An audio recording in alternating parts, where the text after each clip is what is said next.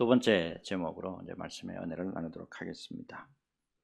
시편 56편, 시편 56편을 보면 다윗의 시편 가운데 하나님을 의지합니다 또는 주님을 의지합니다 이라는 기도가 상당히 많이 나온다는 것을 발견하게 돼요.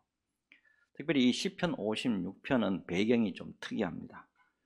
다윗이 이제 사울 왕에게 쫓기다가 갈 데가 없는 거예요. 어디까지 갔냐 하면 원수의 나라입니다.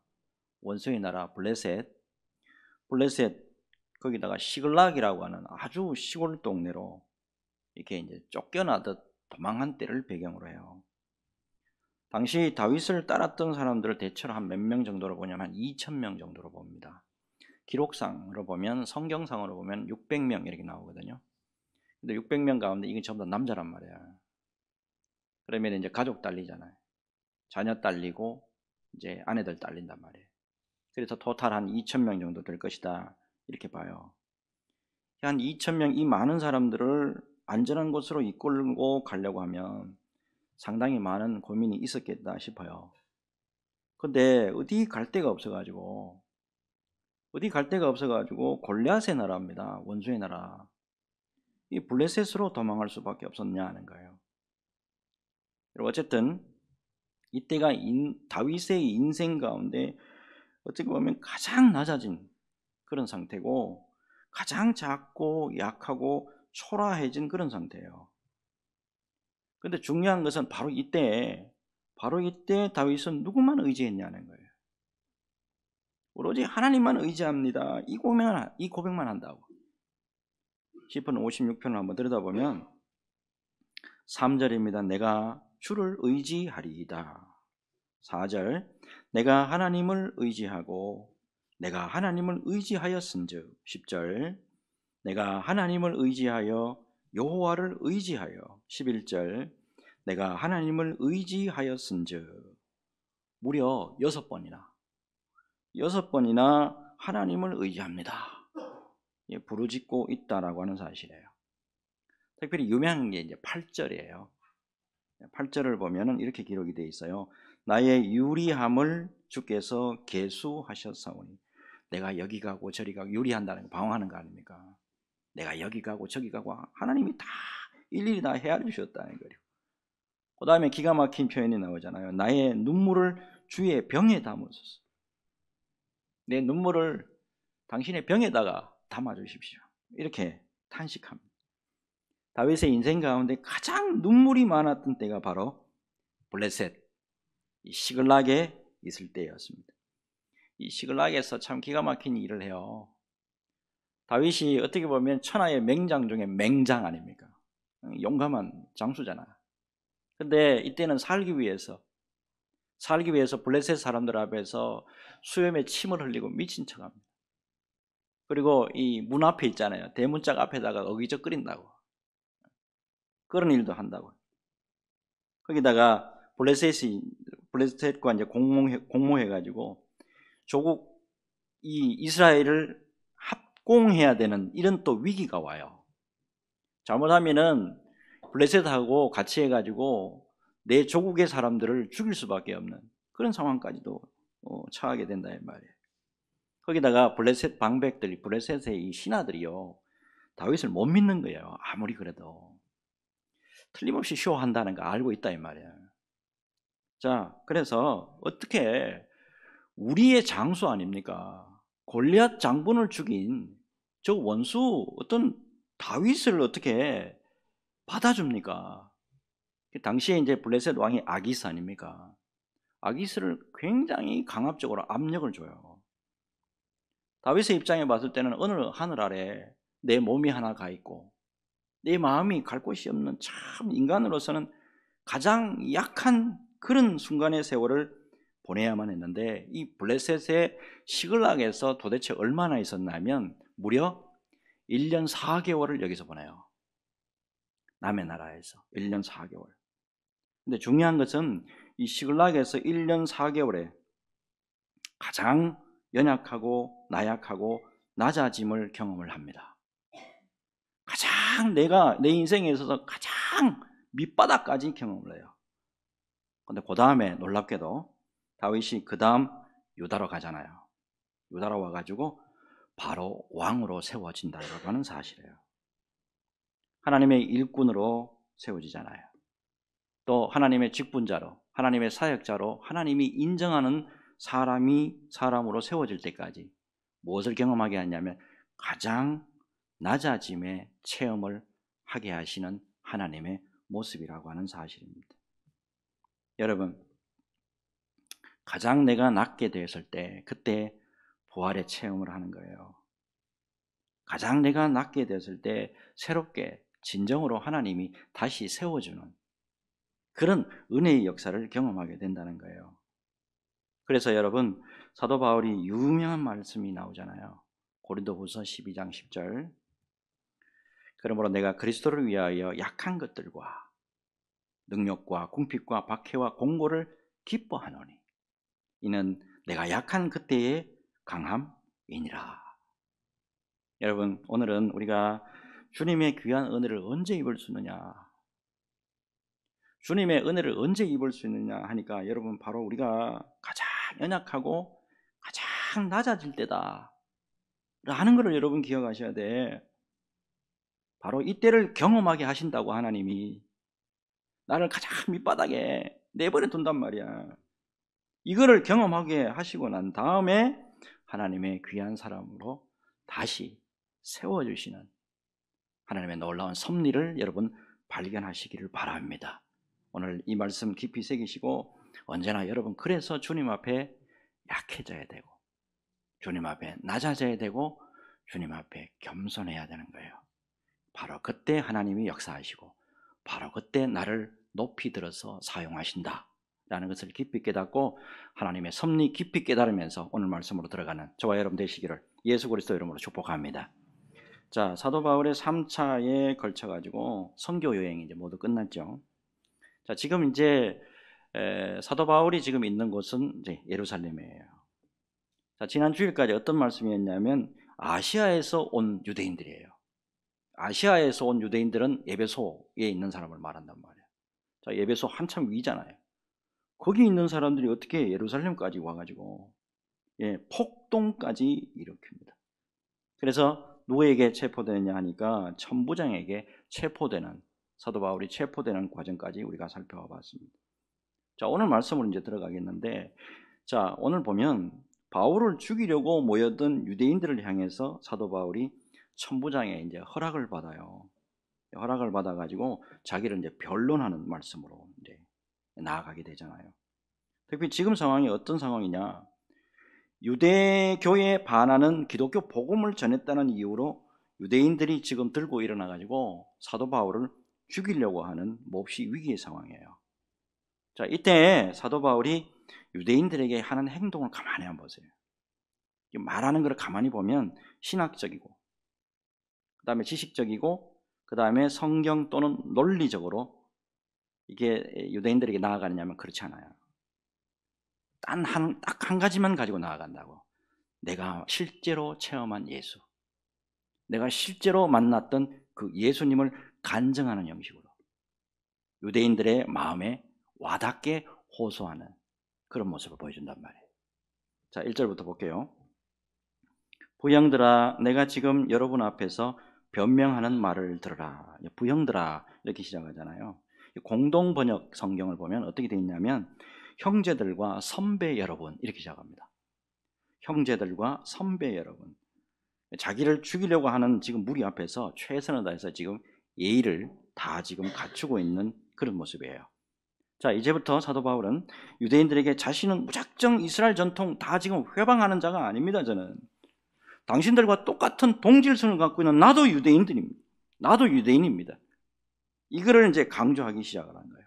그래서 2절부터 보시게 되면 유대인들이 다 알아들을 수 있는 말이 히브리어잖아요. 히브리어로 지금 말로 변론하기 시작했다는 거예요. 이어서 3절, 나는 유대인으로 길리기아 다소에서 났고 이 성에서 자라 가말리엘의 문화에서 우리 조상들의 율법에 엄한 교훈을 받았고 오늘 너희 모든 사람처럼 하나님께 대하여 열심히 있는 자라. 유대인이에요. 그리고 길리기아 다소에서 났다. 이 말은 뭐냐면 나는 본토 이스라엘 예루살렘, 이게 본토 소생이 아니지만 나는 디아스포라 유대인입니다. 이 뜻이잖아요. 그리고 그 다음에 가말리엘 문화에서 율법의 엄한 교훈을 받았다. 나는 바리새파 정통 교육을 받았다는 거예요.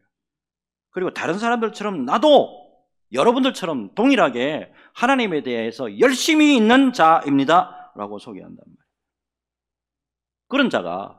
그런 자이지만 예수 그리스도의 복음을 박해하고 사람을 죽이기까지 하고 옥에 사람을 가두기까지 했다는 거예요. 특별히 그것도 모자라가지고 시리아 다메섹의 공문을 가지고 대제사장의 공문을 가지고 그곳에까지 가서 예수 믿는 자들을 전부 다 잡아가지고 감옥에 넣으려고 했던, 열심히 특심했던 사람입니다 라고 소개합니다. 자, 근데 6절과 7절을 보면 반전이죠. 가는 중에 다메섹에 가까이 갔을 때에 오정쯤 되어 호련히 하늘로부터 큰 빛이 나를 둘러 비치매 내가 땅에 엎드러져 들으니 소리 있어 이르되 사울아 사울아 내가 왜 나를 박해하느냐 하시거늘. 다메섹으로 가는 길이었습니다. 다메섹으로 가서 예수 믿는 사람들은 모조리 다 잡아오려고 했던 그 길 가는 길이었습니다. 그런데 거기서 놀랍게도 부활하신 예수님을 제가 직접 만났습니다 라고 하는 거예요. 지금까지 말씀을 보면 어때요? 지금 사실은 유대인들에게 변명을 하고 있지만 사실은 뭐 하는 거예요? 복음 전가하는 거잖아요. 복음 전가하는데 가만히 보세요. 신학적이에요? 성경적입니까? 굉장히 성경 몇 절 그래요? 논리적인 접근합니까? 그러지 않아요. 뭐를 말하는 거예요? 내가 직접 만난 예수, 내가 직접 체험한 예수, 이거 지금 전가하고 있다 이 말이에요. 이와 같은 사도 바울의 모습은 26장에도 동일하게 나옵니다. 사도행전 외에 다른 서신서를 보잖아요. 똑같아요. 똑같이 지금 이 상황을 자기가 간증하는 내용이 나와요. 총 8번입니다. 반복해서 똑같이 말한다고요. 흥분해 있는 유대인들에게 학적인 거 말하지 않아요. 굉장히 논리적이고 논쟁이지 않다는 거. 이게 절대 필요하지 않다는 것을 사도 바울이 하는 거예요. 나도 예수 믿기 전에는 정말이지 유대교회 열심이었고 유대교 외에는 다른 진리는 없다라고 생각을 했습니다.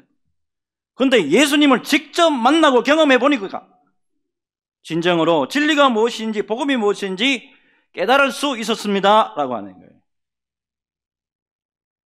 다른 성경을 보면 회심 전에 자신을 이렇게 표현하고 있다는 거 여러분 잘 아실 거예요. 디모데전서 1장 13절에서 15절이죠.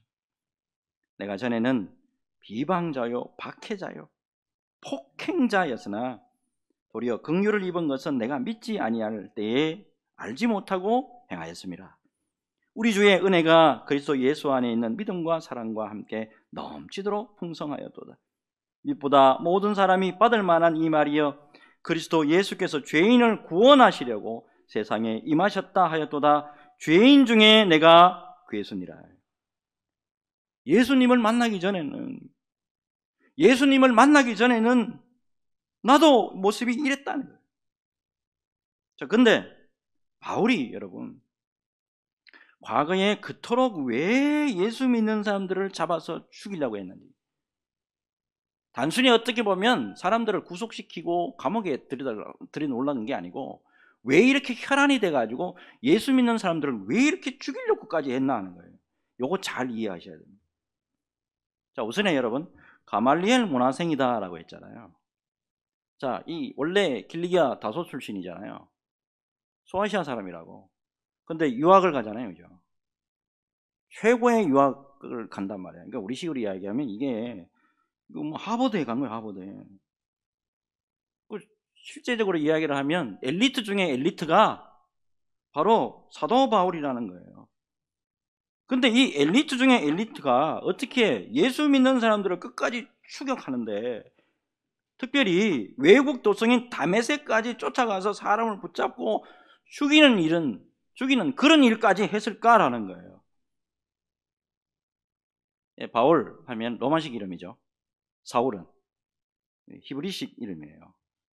자, 이 사울이었을 때 바울은 소위 쉽게 이야기하면 유대교 신학자예요. 바울은 유대교 신학자입니다. 여러분 구약만을 믿는 유대교, 왼쪽 사진 나오죠. 구약만을 믿는 유대교하고 구약과 신약 모두를 믿는 기독교는 엄연히 다르다는 걸 여러분 꼭 염두를 해둬야 돼요. 여러분 구약만을 믿는 유대교 신학자인 바울이 보건대 당시 기독교를 딱 보니까 뭐냐면 예수라고 하는 청년이에요. 예수라고 하는 청년을 메시아라고 믿고 있다 이 말이에요. 유대교를 믿는 사람들이 예수님을 근데 십자가에 죽여버렸어요.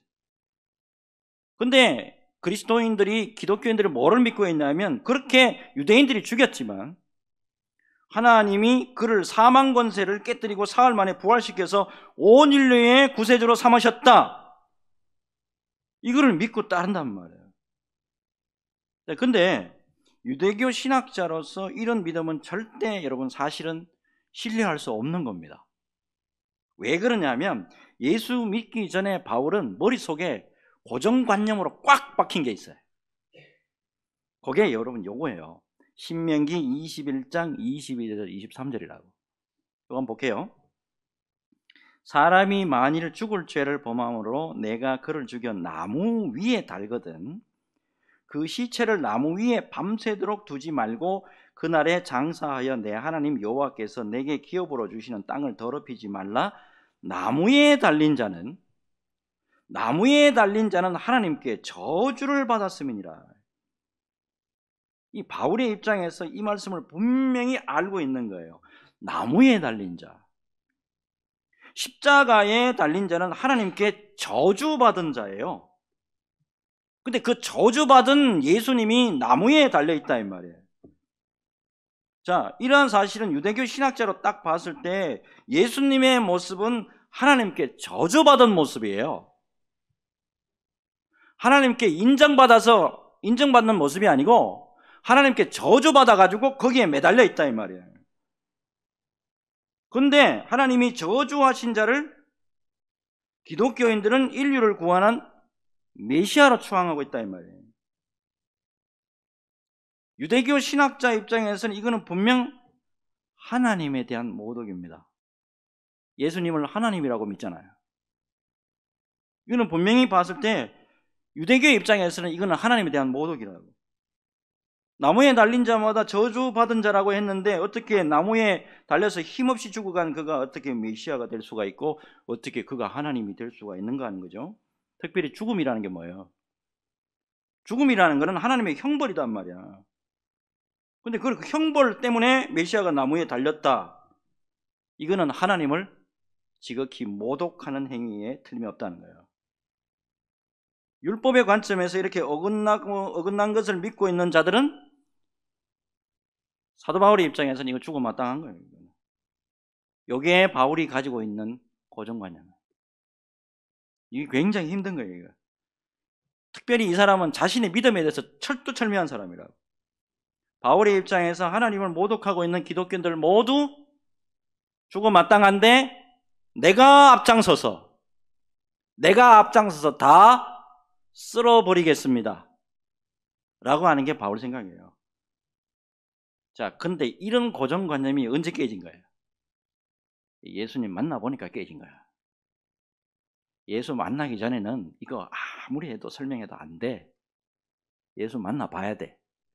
다시 한번 봅시다. 말씀에 가는 중 다메섹에 가까이 갔을 때에 오정쯤 되어 호련히 하늘로부터 큰 빛이 나를 둘러 비치매 내가 땅에 엎드러져 들으니 소리 있어 이르되 사울아 사울아 내가 왜 나를 박해하느냐 하시거늘 내가 대답하되 주님 누구시니까 하니 이르시되 나는 네가 박해하는 나사렛 예수라 하시더라. 여기서 놀라운 거 하나 이제 발견하셔야 돼요. 예수 믿는 사람들을 붙잡아서 죽이는 일에 열심인 바울이죠. 그러면 예수님의 입장에서 도리어 죽어야 될 사람이 누구예요? 바울이라고요. 그런데 예수님이 바울을 죽이지 않고 직접 만나 주십니다. 그리고 지금까지 골수에 박혀있는 고정관념 예수님이 직접 깨뜨려 주십니다.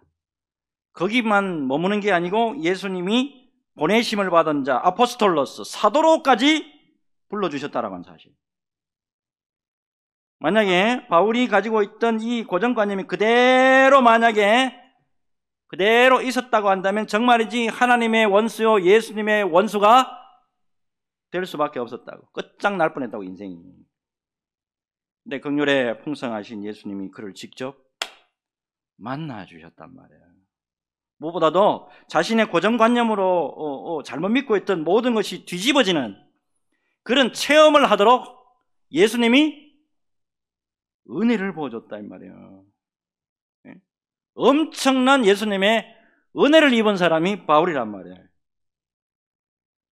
이 고린도전서 15장 9절에서 10절 사도 바울이 직접 언급하잖아요. 나는 사도 중에 가장 작은 자라. 나는 하나님의 교회를 박해하였으므로 사도라 칭함받기를 감당하지 못할 자이니라. 10절 같이 읽습니다. 시작. 그러나 내가 나 된 것은 하나님의 은혜로 된 것이니 내게 주신 그의 은혜가 헛되지 아니하여 내가 모든 사도보다 더 많이 수고하였으나 내가 한 것이 아니요 오직 나와 함께 하신 하나님의 은혜로라. 아멘.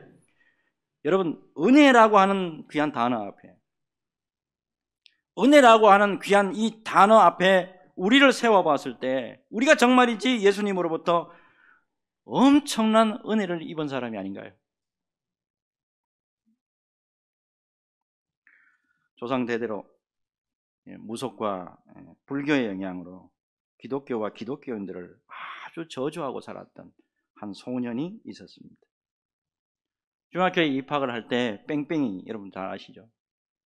자, 뺑뺑이를 돌려서 이제 들어갔는데 그토록 염려했던 게 하나 있어요. 그 지방에 예수쟁이가 세운 학교가 하나 있어요. 그 학교는 절대로 안 됐으면 좋겠는데 해필 4번이 나왔는데 해필 그 학교야. 4번. 걱정이 돼가지고 점쟁이였던 할머니에게 말합니다. 할머니, 예수쟁이 학교가 돼버렸는데,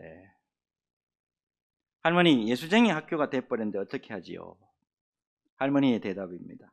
응, 몸은 가있더라도 마음만 안 넘어가면 괜찮아.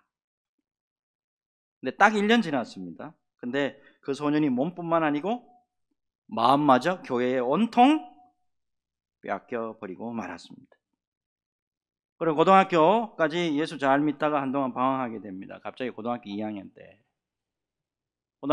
때 두통이 심해지고 기억력이 심하게 감퇴됐고 심한 우울증 때문에 얘가 밤잠을 자지 못합니다. 소년이 어느선가 청년이 돼버렸어요. 청년이 되는 과정 가운데 이유 없는 몸에 늘 아픔이 이렇게 찾아오는 거예요. 그래서 할 수 없이 주님 앞에 간절히 기도합니다. 나의 마음을 사로잡았던 그 예수님을 간절히 만나기를 간구하기 시작을 합니다. 어느 부활절 아침이었습니다. 정말이지 간절히 주님을 만나기를 원하고 작은 예배당을 찾아갑니다. 그리고 그날 마지막으로 예배드리고 이제 죽으려고 작정까지 하고 예배당에 갑니다. 근데 이상하죠? 예배를 드리는데 예배 시작하면서부터 시작해서 주체 없는 눈물이 막 흘러내려요. 하염없는 눈물이 막 흐르면서 중학교 시절에 나의 마음을 온통 사로잡아 주셨던 그 예수님이 놀랍도록 임재해 주시면서 만나 주시는 겁니다. 그 이후에 그 청년이 기도에 집중하게 됐고 마침내 조상 대대로 내려오던 저주와 같은 모든 병마와 영적 고통을 예수님의 전적인 은혜로 이겨내게 됩니다. 그리고 오늘 제가 여러분들 앞에 설교하고 있는 거예요. 여러분, 예배당에 내가 나와서 왜 예배하고 왜 기도하는 거예요? 예배당에 왜 나오는 거예요? 예배하러 왜 나오는 거냐고. 여러분, 살아계신 예수님을 은혜 중에 꼭 만나시기를 바랍니다. 그래서 여러분, 나의 고정관념, 잘못된 사고, 생각들 다 바로잡고 예수 그리스도의 은혜 속에서 언제나 빛의 생활을 누리시기를 바랍니다. 이 은혜로 변함없이 주님 앞에 굳건하게 서는 저와 여러분 모두가 되시기를 예수 그리스도 이름으로 축복합니다. 자, 이어서 이제 어려운 말씀으로 넘어가야 돼요. 11절부터 보겠는데, 바울이 예수님 만나기 전에는 영적 맹인이었어요. 눈은 뜨고 있는데 안 보여. 정말 안 보여. 근데 어떻게 영적인 맹인이었던 자신이 다시 영의 세계를 제대로 보게 됐나 하는 거예요. 11절, 나는 그 빛의 광채로 말미암아 볼 수 없게 되었으므로 나와 함께 있는 사람들의 손에 끌려 담의 세계에 들어갔노라. 율법에 따라 경건한 사람으로 거기 사는 모든 유대인들에게 칭찬을 듣는 아나니아라 하는 이가 내게 와 곁에 서서 말하되 형제 사울아 다시 보라 하거늘 즉시 그를 쳐다보았노라. 여기 보면 율법에 따라서 경건한 사람 아나니아 거론하잖아요. 이 아나니아도 역시 기독교로 개종하기 전에는 정통 유대교를 믿는 사람이었던 것 같아요. 당시 아나니아라는 사람이 유대인들이 굉장히 많이 알고 있었던 것 같습니다.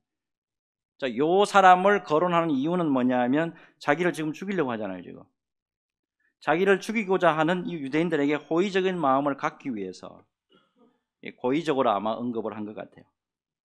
자, 무엇보다도 그 다음이 문제예요.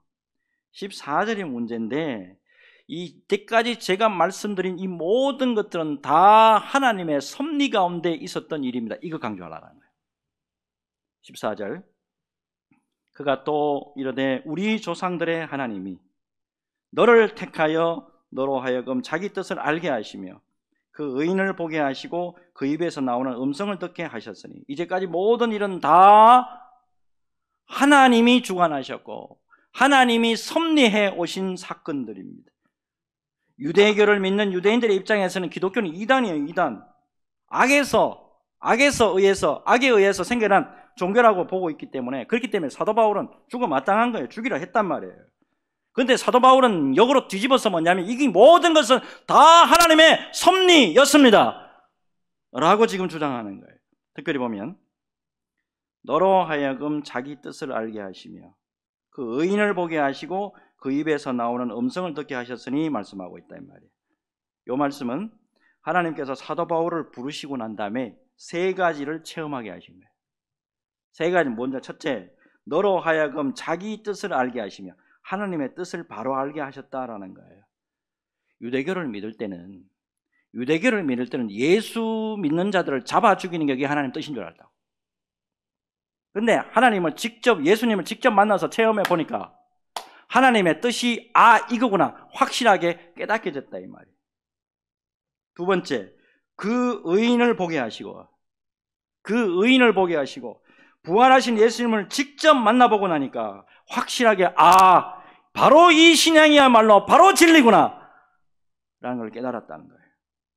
세 번째, 그 입에서 나오는 음성을 듣게 하셨으니 예수님의 말씀을 온전히 듣게 됐다는 거예요. 이래서 사도 바울이 세례를 받고, 내가 그렇게 해서 이때까지 이런 일을 겪어서 세례를 받고 변화를 받아서 예수 그리스도의 일꾼 곧 사도가 되었습니다 라는 간증입니다. 성경의 사복음서를 보죠. 예수님을 진정으로 만난 사람들의 특징이 나와요. 예수님을 진정으로 만나죠. 특별히 여러분, 예수 진정으로 만나기 전에 12제자들 모습 어땠어요? 뭔가 처음부터 달랐습니까? 예수님을 직접 3년 6개월 동안 만났는데도 진정으로 못 만나는 거야. 요거 아셔야 돼. 예수님과 함께 먹고 함께 자고 함께 훈련 받았어. 3년 6개월 동안에. 근데 제대로 예수님을 못 만나는 거예요. 기가 막힌 일 아니에요?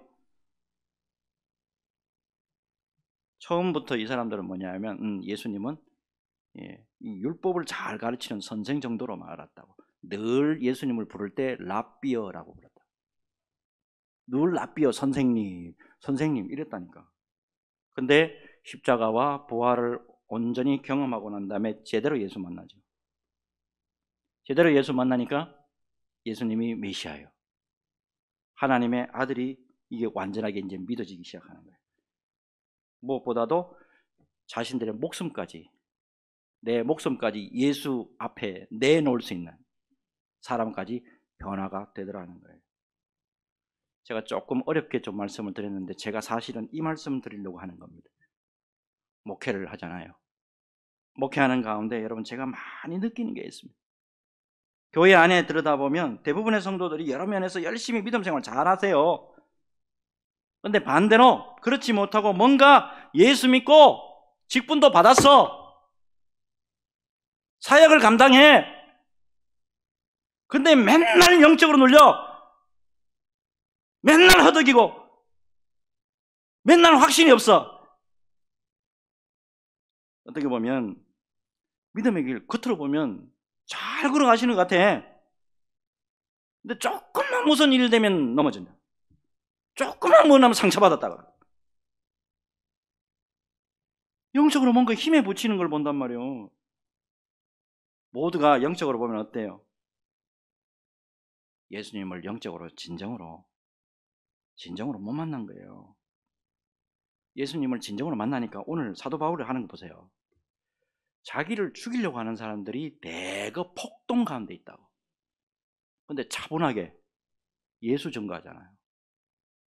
예? 나를 죽이려고 하는 사람 앞에 내가 예수님을 제대로 만나니까 예수 증거한다고. 진정으로 예수님을 만나잖아요. 그러면 어떻게 고백하냐면 이렇게 고백한다니까. 로마서 8장 37절에서 39절이에요. 우리 같이 한번 읽어볼게요. 같이 읽습니다. 시작. 그러나 이 모든 일에 우리를 사랑하시는 이로 말미암아 우리가 넉넉히 이기느니라.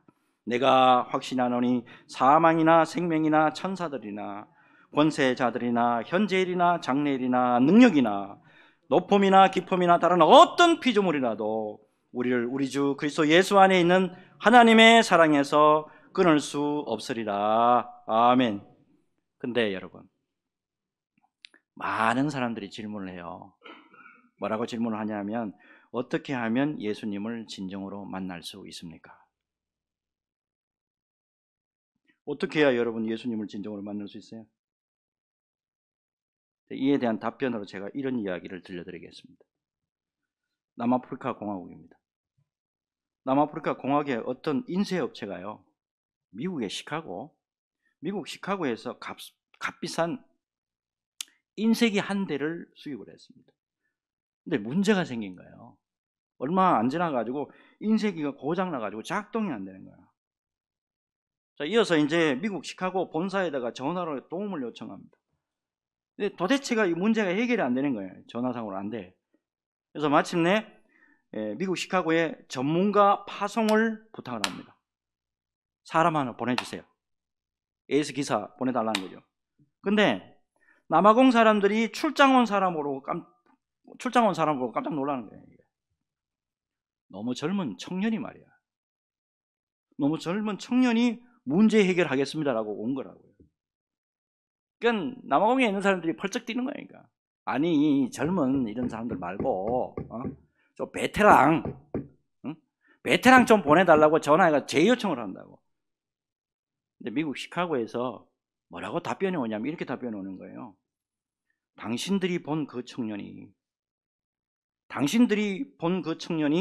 바로 그 인쇄기를 만든 장본인이네요. 그 사람만 기계를 고칠 수 있으니까 그 사람의 지식 그대로 따르시기 바랍니다.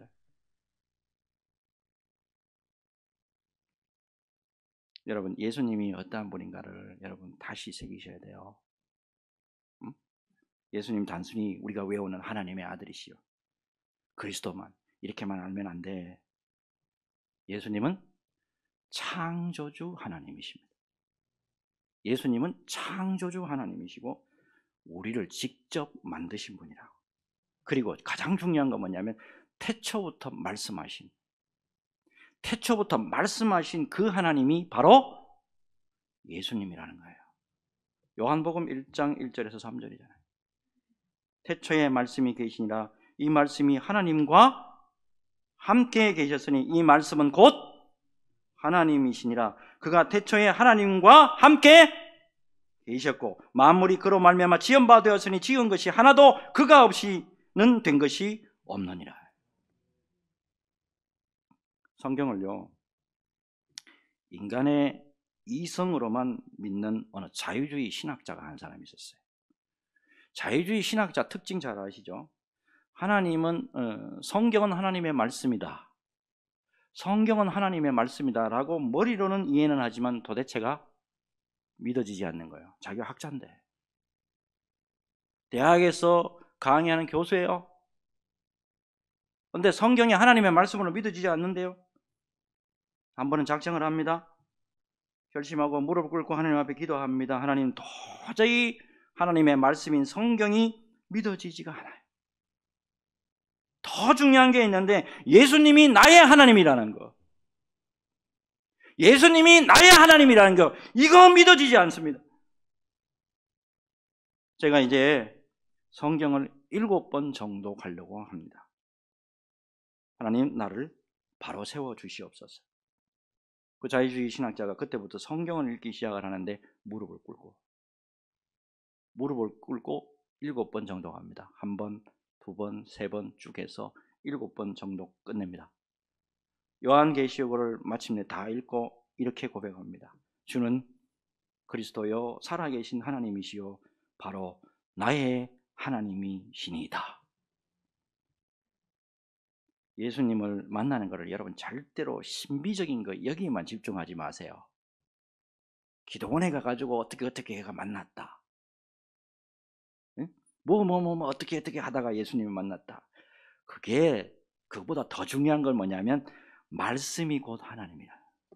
말씀이 곧 하나님이고 말씀이 곧 예수님이란 말이에요. 말씀에 집중하면 살아계신 우리 주님이 직접 임재하시고 일하시는 게 보입니다. 이 은혜로 주님 앞에 서는 날까지 흔들리지 않는 반석과 같은 믿음으로 승리의 자리에 서는 우리 수원 소망교회 성도들 다 되시기를 예수 그리스도 이름으로 축복합니다.